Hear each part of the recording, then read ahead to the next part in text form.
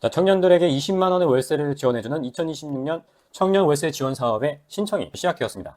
자, 오늘은 여러분들과 함께 올해 청년 월세 지원 사업에 대해서 좀 시간이 걸릴 수도 있지만 총정리를 하려고 하니까요.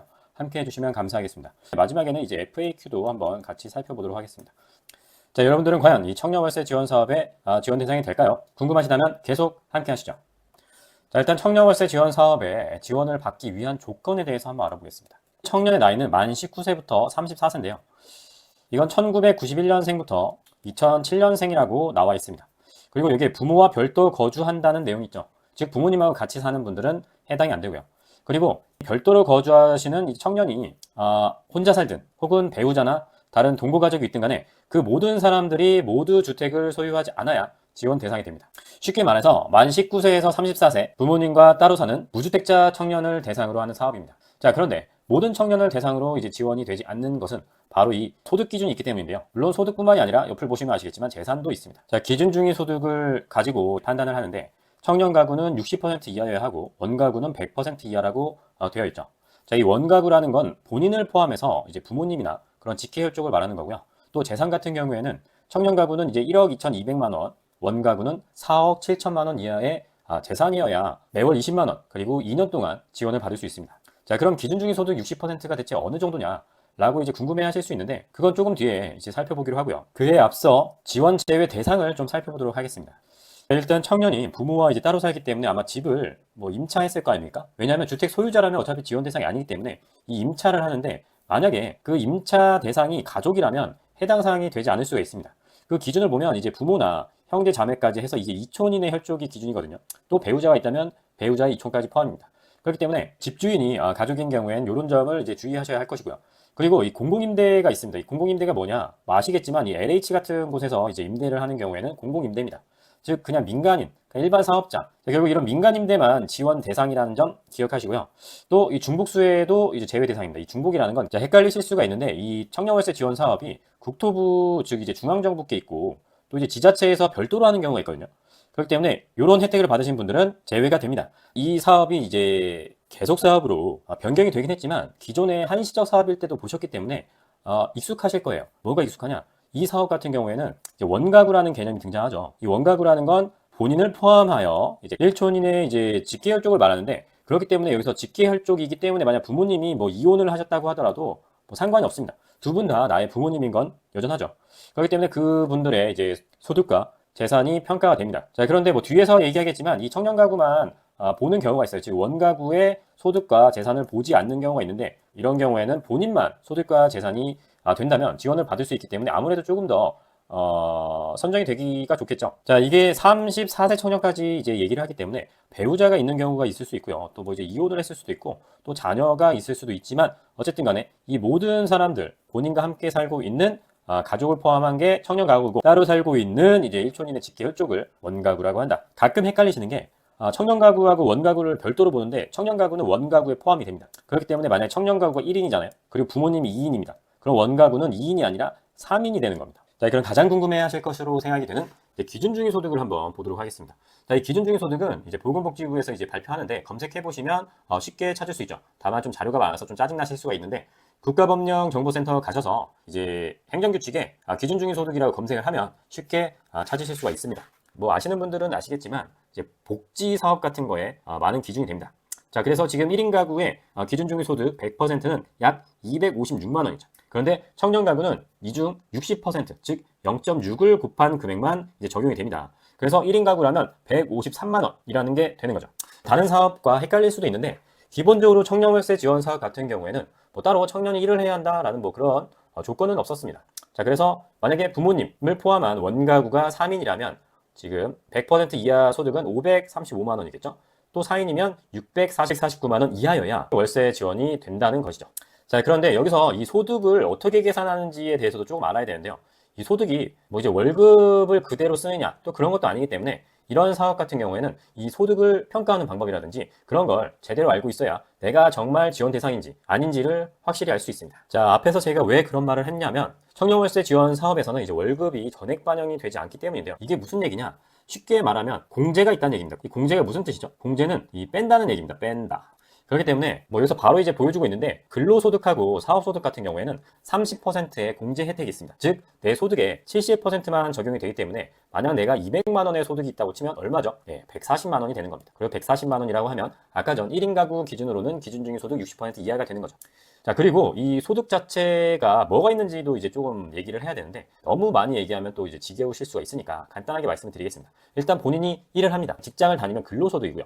그런데 근로소득을 이 상시근로소득이라고만 정해놨기 때문에 왜 상시근로소득만 있느냐? 근로소득이 뭐 다른 게 있을 수도 있을까요? 네, 맞습니다. 바로 일용근로소득이라는 게 있죠. 자, 일용직 같은 경우에는 일용근로소득으로 소득이 신고가 되는데 이런 경우에는 소득으로 보지 않겠다라는 뜻으로 이해하면 되겠습니다. 그리고 상시근로소득 같은 경우에는 일단 개념 정의상 3개월 동안이거든요. 즉 3개월 동안 꾸준히 이제 일을 한 경우 상시근로소득이라고 합니다. 그렇기 때문에 만약에 내가 지금 일을 1개월 정도 했다. 그럼 이게 상시근로소득으로 들어가느냐? 사실 1개월까지는 뭐 일용근로소득으로 뭐 이해해도 그게 크게 문제는 없는데 뭐 이제 구체적으로 산정될 때에는 그냥 참고만 좀 하시면 좋을 것 같고요.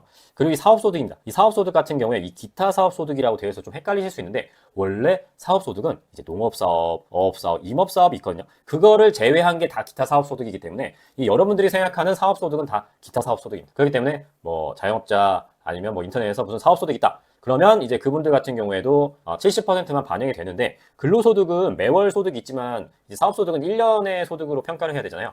그래서 요거는 이제 1년을 이제 12개월로 나눈다. 그렇게 이해를 하시면 됩니다. 그리고 추가적으로 들어가는 소득이 무엇이 있느냐? 만약에 임대소득이 있다든지 이자소득, 배당소득이 있다면 요거는 재산소득으로 이제 인정돼서 포함이 되고요. 그리고 공적 이전 소득이 있는데 여기는 이제 연금 같은 걸 얘기하는 겁니다. 뭐 이제 공무원연금도 있겠죠. 그리고 이제 실업급여까지 포함이 된다는 점이 조금 이제 기억을 해야 될 부분입니다. 실업급여도 공적 이전 소득으로 넣었다. 그렇다면 공적 이전 소득이 있다. 자, 그러니까 만약 청년이 실업급여를 지금 타고 있다 하면 이거는 이제 근로소득하고 사업소득이 아니니까 바로 전월 수령의 기준으로 들어가는 겁니다. 자, 여기서 공적 이전 소득 같은 경우에는 연금이잖아요.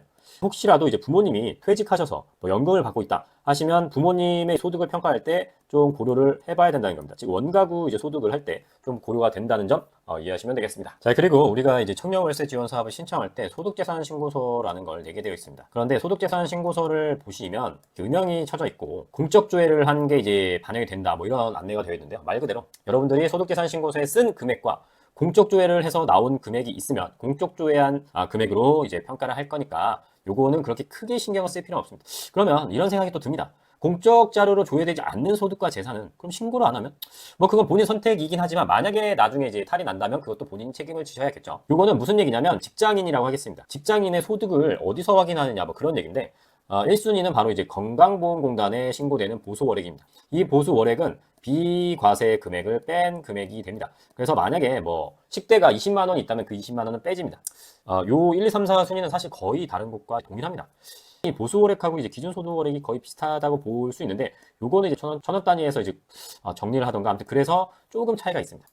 자, 그러면 소득은 그나마 조금 평가하기는 쉬울 겁니다. 왜냐하면 뭐 이제 직장인이라면 월급 보면 대충은 이제 파악이 가능하니까요. 네, 그런데 재산은 대체 어떻게 보느냐? 그 재산에 뭐가 들어가는지도 사실 중요하거든요. 보통은 이제 부동산은 들어갑니다. 그런데 자동차가 이제 들어가기도 하고 안 들어가기도 하잖아요. 다만 이 청년월세 지원 사업에선 자동차는 들어갑니다. 자동차는. 그리고 토지, 건축물, 주택, 그리고 또 임차 보증금, 뭐 회원권까지도 이제 포함이 되는데 자, 여기 보시면 이제 분양권하고 입주권도 있죠. 보통 분양권하고 입주권은 내가 이때까지 납입을 얼마 했느냐로 그걸 재산 평가하거든요. 즉 내가 낸 지 얼마 안 됐으면 재산이 얼마 안 들어간다는 점 참고하시면 될 것 같고요. 자, 뭐 선박이나 이런 거는 사실 거의 뭐 해당 사항은 없으실 텐데 자, 임차 보증금 같은 경우에는 이제 임차 계약서를 내게 되어 있기 때문에 여기서 얼마나 되는지 확인합니다. 뭐 물론 이걸 뭐 상식이라고 할 건 아닌데 자, 지금 실거래가로 당연히 보진 않겠죠. 그래서 당연하게도 이런 공적 사업에서는 이 부동산의 평가를 뭘로 하느냐? 여기서는 이제 시가표준액이라고 되어 있는데 무슨 얘기냐면 이제 개별 공시 뭐 되어 있는 그 금액을 보시면 된다는 겁니다. 뭐 토지는 공시지가, 뭐 이제 주택 같은 경우는 이제 개별 주택 가격 같은 게 있잖아요. 그걸로 판단을 하면 되는데 일단은 청년이 뭐 부동산이 없으면 사실 1억을 넘기기는 어렵죠. 그런데 임차 보증금이 약간 문제는 있습니다. 왜냐하면 요새 이제 부동산 임차 보증금이 좀 비싸긴 하죠. 어쨌든 그 부분이 조금 고려돼야 할 것 같고 두 번째로는 이제 금융재산이 없습니다. 금융재산은 따로 보지 않기 때문에 내가 지금 통장에 2억이 들어있든 뭐 3억이 들어있든 빵원이든 상관이 없다 이거죠. 자, 그러면 이제 원가구 이제 부모님을 포함한 이제 자산이 4억 7천만 원이어야 된답니다. 문제는 이제 수도권에서 자가를 소유하고 계시다면 과연 이 4억 7천만 원을 넘기지 않을 수 있느냐? 약간 이런 의문이 들거든요. 물론 저는 비수도권에 살고 있기 때문에 잘은 모릅니다. 최소한 5억 정도의 이제 거래가 되는 곳들이 많으니까 좀 어렵지 않을까라는 생각이 들고, 또 여기에 자동차도 포함이 된다라는 점 생각하시면 좋겠습니다. 네, 그리고 자동차도 이제 재산으로 들어가는데, 뭐 있어 보이려고 AI가 이렇게 만들어줬는데요. 뭐 사실 그렇게 큰 의미는 없습니다. 차량 가액은 뭘로 보느냐? 이것도 이제 좀 사순위까지 있는데, 첫 번째로는 이제 보험개발원에서 이제 조회를 할 수 있거든요. 거기서 나오는 차량 기준 가액으로 일단 평가를 합니다. 뭐 고급 자동차를 이제 소유하고 있다면 이런 지원 사업에서는 좀 불리하게 작용을 하겠죠. 그리고 재산에서 한 가지 좀 고려해야 할 점이 있습니다. 바로 이 부채인데요. 말 그대로 이제 빚이죠. 이 빚을 재산에서 어떻게 평가를 하냐에 따라서 재산이 많다고 할지라도 지원 대상이 되는 경우가 종종 있을 수 있습니다. 뭐 가능성을 얘기하면 언제나 그렇다고 하겠죠. 그래서 이 청년월세 지원 사업 같은 경우에는 이 부채를 적용은 하는데 아주 제한적으로 적용을 합니다. 자, 보시면 이제 주택 구입이나 임차 보증금 마련 용도의 대출만 인정이 되고요. 금융기관의 대출금하고, 물론 금융기관이 아닌 곳의 대출금도 있는데 요거는 다 증빙 서류를 제출해야 됩니다. 이런 주의사항이 있는데 그 안내문을 좀 읽어보시면은 본인이 이제 부채를 차감받을 수 있을지 뭐 그런 거를 확인하실 수가 있습니다. 지금도 빚을 갚아가고 계시는 분들이 있을 거 아니에요. 그런 거를 통해서 생각한다면 조금 애매할 때 부채가 감액이 되는 거라 약간 희망이 이제 살아난다라고 생각할 수도 있죠. 자, 어쨌든 간에 여러분들이 아까 소득에서도 말씀을 드렸지만 이 총 재산 가액이 이제 청년 가구, 원 가구를 어떻게 계산하느냐. 자, 토지 건축물 등의 일반 재산, 임차 보증금도 여기입니다. 더하기 자동차, 그리고 이제 부채를 더하면 된다. 자, 어렵지 않죠. 모의 계산을 이제 좀 제공을 하기 때문에 그걸 또 활용하시면 되는데, 문제는 어차피 모의 계산에서는 내 재산이 얼마인지는 모릅니다. 즉 본인이 재산을 좀 파악을 해야 된다는 점 기억하시고요. 자, 이제 청년월세 지원 사업의 조건, 지원 대상에 대해서는 다 왔습니다. 자, 이게 뭐 히든룰이라고 되어 있는데, 히든룰이라고 하기에는 조금 뭐한 게 숨겨진 게 아니라 그 안내사항이 나와 있습니다. 즉 이런 경우를 빼고는 다 원가구의 재산과 소득을 조회하니까 참고하세요라고 써 있거든요. 자, 그럼 어떤 경우가 있느냐? 뭐 5가지라고 되어 있는데 안내사항에는 4가지만 써 있을 겁니다. 근데 5가지도 아마 고려해 볼 수 있는데, 이거는 좀 담당자님이 있으시면 그분하고 좀 상의를 해보시면 좋을 것 같아요. 일단 첫 번째, 연령이 있습니다. 이게 만 30세 이상의 청년이라면 그냥 부모님하고 별도 거주하고 있는 것만으로도 원가구 심사를 안 봅니다. 왜냐하면 지금 이 별도 가구로 보는 기준이 기초생활보장 사업을 준용하는데, 거기에 만 30세 이제 미만까지는 아무리 따로 살더라도 그냥 같은 가족으로 보거든요.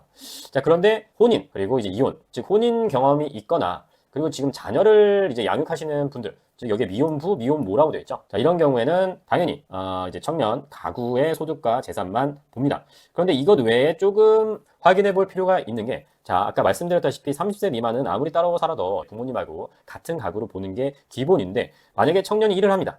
일을 해서 소득이 기준적인 소득 50% 이상이면 독립적으로 경제생활을 하고 있다고 보기 때문에 이것도 원가구를 제외하고 그냥 청년 가구만 보겠다 이겁니다. 이게 이제 기초생활보장사업에 나오는 내용이거든요. 자, 그런데 기준적인 소득 50% 이상이면 얼마일까요?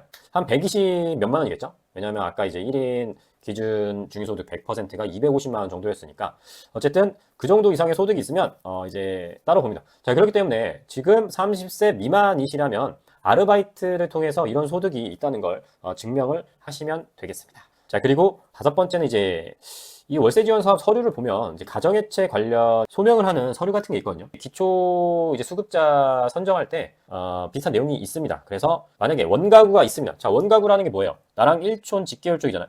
그런데 이 사람들이 연이 끊겼습니다. 연이 끊겼어. 근데 무조건 연이 끊겼다고 하면은 이거는 좀 인정하기가 어려운 게 그냥 주장만 할 수 있잖아요. 그래서 이 가정해체라는 걸 보면 가정폭력이라든지 뭐 그런 사유를 일단은 확인하고 나서 진행이 됩니다. 뭐 그런 건 참고하시면 될 것 같고요. 그래서 여러분들이 쉽게 월세 지원을 받으려면 사실은 원가구 재산과 소득을 안 보는 게 가장 좋아요. 뭐 당연한 얘기죠. 그리고 만약에 올해 지원이 안 된다고 하더라도 이게 계속 사업이니까 또 지원을 받을 거 아닙니까? 그때를 대비해서 아직 나이가 안 된다면 좀 소득을 버는 방법, 그리고 만약에 나이가 그냥 찼다 그러면은 이제는 독립을 해볼까? 뭐 그런 생각을 해보시는 것도 나쁘진 않죠.